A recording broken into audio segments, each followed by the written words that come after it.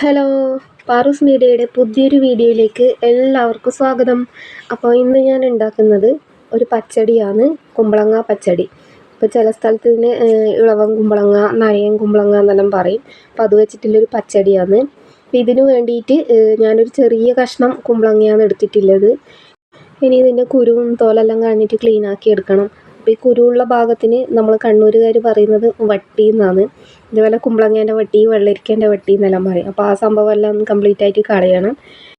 അങ്ങനെ കുമ്പളങ്ങയെല്ലാം ക്ലീൻ ചെയ്ത് ചെറുതായിട്ട് അരിഞ്ഞെടുത്തിട്ടുണ്ട്.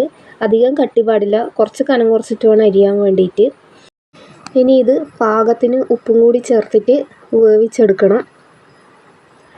അപ്പോൾ ഈ തൽക്കാലം കുമ്പളങ്ങക്ക് ആവശ്യമായിട്ടുള്ള ഉപ്പ് മാത്രമേ നമ്മൾ ചേർക്കണ്ടൂ. പിന്നെ ഇത് വേവാൻ വേണ്ടിയിട്ട് കുറച്ച് വെള്ളം കുറച്ച് ഒഴിച്ചാൽ മതി, കാരണം കുമ്പളങ്ങ വേവുമ്പം അതിൽ നിന്ന് തന്നെ വെള്ളം വരും. ഇനി ഇത് വേവിക്കാൻ വെക്കാം. അപ്പോൾ ഇതിലെ വെള്ളം കംപ്ലീറ്റ് ആയിട്ടും വറ്റി വരണം, ഒരു തുള്ളി വെള്ളം പോലും പാടില്ല. പിന്നെ ഇത് വെന്ത് വരുന്ന സമയം കൊണ്ട് നമുക്ക് പച്ചടിക്ക് ആവശ്യമായിട്ടുള്ള അരപ്പ് തയ്യാറാക്കിയിട്ടെടുക്കാം. അപ്പോൾ അതിന് വേണ്ടിയിട്ട് ഞാൻ ഒരു മുറി തേങ്ങ കംപ്ലീറ്റ് ആയിട്ട് ചിരകി എടുത്തിട്ടുണ്ട്. ഒരു ചെറിയ മുറിയാണ്, അപ്പോൾ അത് കംപ്ലീറ്റ് ചിരകി എടുത്തിട്ടുണ്ട്. പിന്നെ ഒരു ചെറിയ കഷ്ണം ഇഞ്ചി എടുത്തിട്ടുണ്ട്. പിന്നെ എരിവിന് ആവശ്യമായിട്ട് ഒരു 3 പച്ചമുളക് എടുത്തിട്ടുണ്ട്. പിന്നെ കുറച്ച് കടുക്. ഇനി ഇതെല്ലാം കൂടി ഒരുമിച്ചൊന്ന് ഒതുക്കിയെടുക്കണം. ജസ്റ്റ് ഒന്ന് എന്താ പറയുക, ചതച്ചെടുത്താൽ മതി. അധികം അരഞ്ഞിട്ട് പേസ്റ്റ് ആവുമൊന്നും വേണ്ട. നമുക്കിങ്ങനെ തൊടുമ്പോൾ ഒരു കരികരിപ്പ് ഫീൽ ആവണം. പിന്നെയെന്ന് പറഞ്ഞാൽ ഇത് നമ്മൾ ഒതുക്കിയെടുക്കുമ്പം ഒരു തുള്ളി പോലും വെള്ളം ഒഴിക്കേണ്ട ആവശ്യമില്ല. വെള്ളം തീരെ ചേർക്കാണ്ട് വേണം റെഡിയാക്കി എടുക്കാൻ വേണ്ടിയിട്ട്. അപ്പോൾ നമ്മൾ അരപ്പെല്ലാം അരച്ചെടുത്തിട്ടുണ്ട്. അപ്പോൾ നമ്മൾ കുമ്പളങ്ങി നല്ല കറക്റ്റ് പാകത്തിന് വെന്തിട്ടുണ്ട്. അപ്പോൾ ഇനി ഇത് ചെറുതായിട്ടൊന്ന് ഇതിൻ്റെ ചൂട് മാറിയതിന് ശേഷം നമുക്ക് ഇതിലേക്ക് അരപ്പ് ചേർത്ത് കൊടുക്കാം. ഇനി ഇതിലേക്ക് അരപ്പ് ചേർത്ത് കൊടുത്തിട്ട് ഒന്ന് ഇളക്കി കൊടുക്കണം. അപ്പോൾ കഷ്ണങ്ങൾ ഉടയാണ്ട് വേണം ഇത് മിക്സാക്കി എടുക്കാൻ വേണ്ടിയിട്ട്. പിന്നെ നമുക്കിതിലേക്ക് തൈര് ഒഴിച്ച് കൊടുക്കാം. അപ്പോൾ സാധാരണ തൈരാണ് ഇത്, നമ്മൾ കടയിൽ നിന്നെല്ലാം വാങ്ങുന്ന പാക്കറ്റ് തൈരാണ്. അപ്പോൾ അത് ആവശ്യത്തിന് ഒഴിച്ച് കൊടുത്തിട്ടുണ്ട്. ഇനി ഇതൊന്നും കൂടെ ഒന്ന് മിക്സ് ചെയ്തെടുക്കണം. അപ്പോൾ നല്ല പുളിയിലെ തൈര് വേണം ഒഴിച്ച് കൊടുക്കാൻ വേണ്ടിയിട്ട്. പച്ചടി എന്ന് പറയുമ്പോൾ അത്യാവശ്യം ഒരു പുളിയെല്ലാം വേണം. തീരെ പുളിയില്ലെങ്കിൽ ടേസ്റ്റ് ഉണ്ടാവില്ല. ഈ ഒരു തൈരിന് പുളി കുറവാണ്, അപ്പോൾ അതുകൊണ്ട് തന്നെ കുറച്ചും കൂടി തൈര് ഒഴിച്ചു കൊടുക്കണം. ഇപ്പോൾ മുമ്പ് എന്നെല്ലാം പറഞ്ഞാൽ നമ്മൾ കടയിൽ നിന്നെല്ലാം വാങ്ങുന്ന തൈരിന് നല്ല പുളി ഉണ്ടാകും, പക്ഷേ ഇപ്പം വാങ്ങുന്ന തൈരിനൊന്നും അത്ര പുളിയില്ല. അപ്പോൾ നമുക്ക് കഴിക്കുമ്പോൾ ഒരു മധുരം പോലെയാണെന്ന് തോന്നുന്നു. അപ്പോൾ കുറച്ചും കൂടി തൈര് ഒഴിച്ച് കൊടുക്കുന്നുണ്ട്. അപ്പോൾ ഇനി നമുക്ക് ഇതിലേക്ക് പാകത്തിന് ഉപ്പിട്ട് കൊടുക്കണം. നേരത്തെ നമ്മൾ കുമ്പളങ്ങ വേവിക്കുമ്പം കുറച്ച് ഉപ്പിട്ടിട്ടുണ്ടായിരുന്നു, പക്ഷെ അത് പോരാ. നമ്മൾ ഈ അരപ്പും തൈരെല്ലാം ചേർത്തതിന് ശേഷം കുറച്ചും കൂടി ഉപ്പ് നോക്കിയിട്ട് ചേർത്ത് കൊടുക്കണം. അപ്പോൾ നമ്മൾ ഈ പുളിയുള്ള സംഭവങ്ങൾക്കെല്ലാം ഇങ്ങനെ ഉപ്പിട്ട് കൊടുക്കുമ്പം ഒരു പൊടിക്ക് അധികം ഇട്ട് കൊടുക്കണം, കാരണം എന്നാൽ കുറച്ച് കഴിയുമ്പോൾ അത് കറക്റ്റ് ആയിക്കോളും.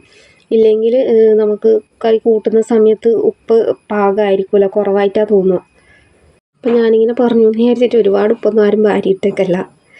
അങ്ങനെ പച്ചടീൻ്റെ പകുതി മുക്കാലും പരിപാടി കഴിഞ്ഞിട്ടുണ്ട്. ഇനിയില്ല ബാക്കി പരിപാടി എന്ന് പറഞ്ഞാൽ ഇതിന് വറുത്തിടലാണ്. അപ്പോൾ ഏതൊരു കറിയും പൂർണ്ണമാവണ്ടിക്കൽ നമ്മളതിനിങ്ങനെ വറുത്തിട്ട് കൊടുക്കണം. അപ്പം എന്നാലാണ് അതിൻ്റെ ടേസ്റ്റ് ഒന്നും കൂടി കൂടുമല്ലോ. അപ്പോൾ ഇതിന് വേണ്ടിയിട്ട് കുറച്ച് കടുകും വറ്റൽമുളകും കറിവേപ്പിലയും തേങ്ങാക്കൊത്തും എടുത്തിട്ടുണ്ട്. അപ്പോൾ തേങ്ങാക്കൊത്ത് ചെറുതായിട്ട് വേണം അരിഞ്ഞെടുക്കാൻ വേണ്ടിയിട്ട്. പിന്നെ കറിവേപ്പില ഫ്രഷായിട്ട് കിട്ടുമെങ്കിൽ അത് തന്നെ എടുക്കുക. അപ്പോൾ ഞാനൊക്കിപ്പോൾ അത്ര ഫ്രഷായിട്ടുള്ള കറിവേപ്പിലയല്ല ഉള്ളത്, കുറച്ച് ദിവസം ഫ്രിഡ്ജിൽ കിടന്ന കറിവേപ്പിലയാണ്. അപ്പോൾ അതേ ചട്ടി നല്ലോണം ചൂടായി, വെളിച്ചെണ്ണ ഒഴിച്ച് കൊടുത്തു, കടുക് ഇട്ട് കൊടുത്തു. കടുക് മുഴുവൻ പൊട്ടിയതിന് ശേഷം തേങ്ങാക്കൊത്ത് ഇട്ട് കൊടുക്കാം. അപ്പോൾ ചെറുതായിട്ട് അരിഞ്ഞ തേങ്ങാക്കൊത്ത് നമുക്ക് ഇതിലേക്ക് ഇട്ട് കൊടുക്കാം. പിന്നെ ഈ തേങ്ങാക്കൊത്ത് നല്ല മൂത്ത് നല്ല ബ്രൗൺ കളറാവണം.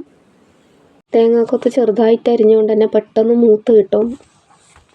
അപ്പോൾ ഇതേ രീതിയിൽ വെള്ളരിക്ക വെച്ചിട്ടും അതേപോലെ കക്കിരിക്ക, കൈപ്പക്ക, പപ്പായ, നമ്മളെ പച്ച പപ്പായ, ഇങ്ങനെയുള്ള സാധനം വെച്ചിട്ടും ഇതേ രീതിയിൽ തന്നെ പച്ചടിയാക്കാൻ പറ്റും.